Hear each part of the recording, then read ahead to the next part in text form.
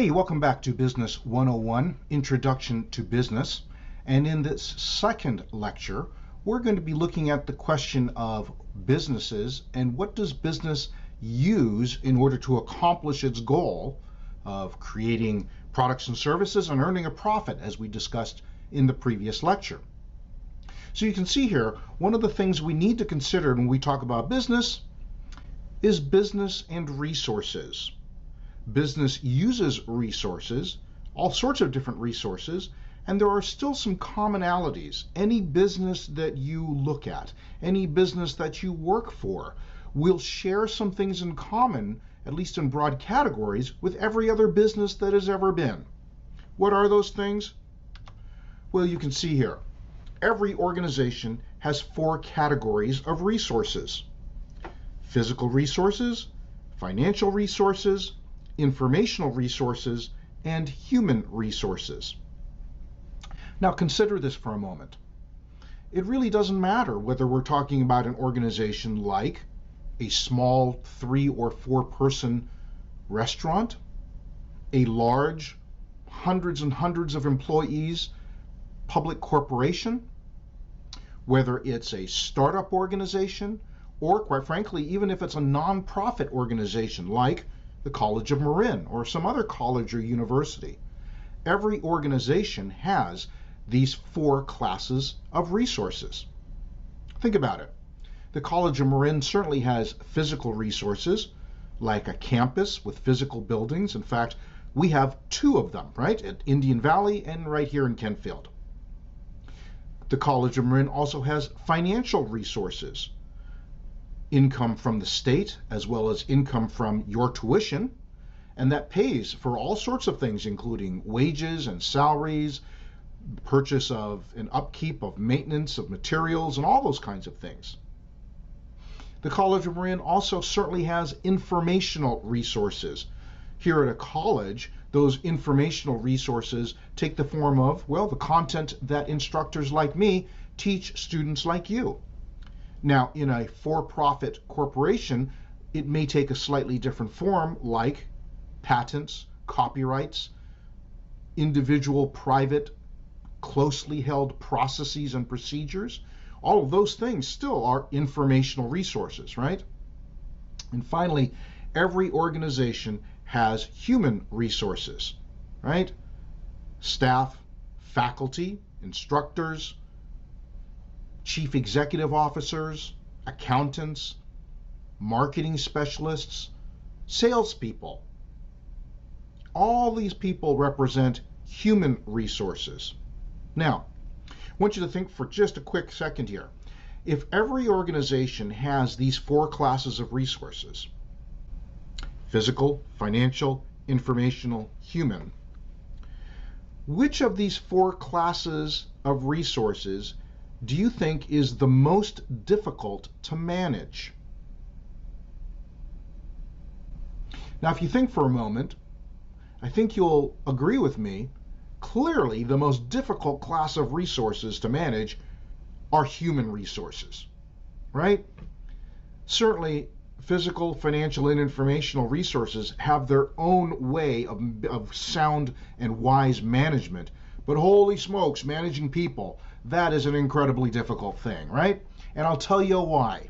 Here's the reason why people are so hard to manage. Excuse me, boss. Hey, I think I can't come in today because I've got a really bad throat. You know, I don't know if I'm sick or not, but I'm going to have to climb back in bed. I'm sorry. I'm sure you'll get someone to do what I have to do today, but I can't come in. Hey, we're going to Capitola to go work on my tan. All right? The abuse of the sick leave. Do you know that here in the United States, over 67% of employees confess to abusing their company's sick leave policy? And you know what that means to me?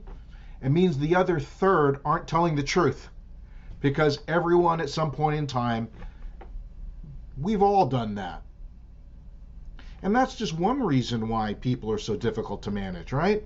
Here's another. Because they're stubborn, because they show up late and they leave early, because they don't always give us their very, very best effort, because sometimes they're mad at the organization or just mad at their boss, so they don't do their best.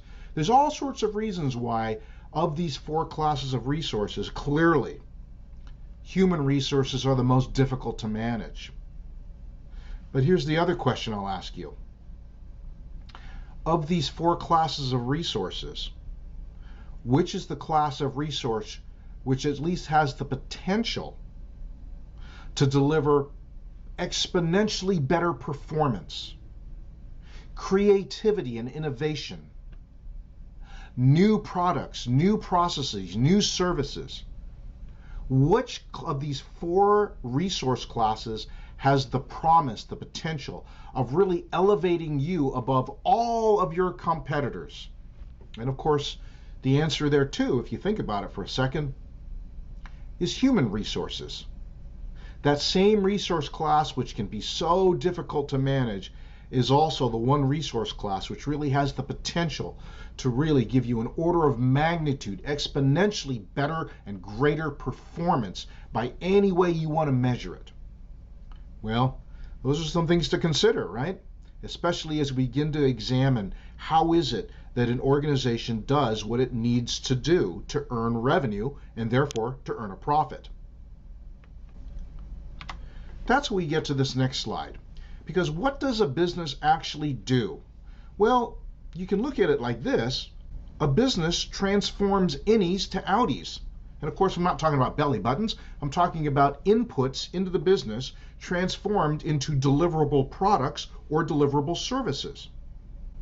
As this diagram shows you, businesses take those four classes of resources as inputs: physical resources, financial resources, informational resources, human resources. It takes those four classes of inputs, and the business uses it in its transformation engine, or what we might call the value chain, or the black box of conversion, however you want to talk about those things. And we'll talk about those things in detail in later lectures and different chapters of this text. But it takes those four classes of inputs and transforms them into more valuable products and services. And that's what we're looking for, essentially as consumers, as buyers, right?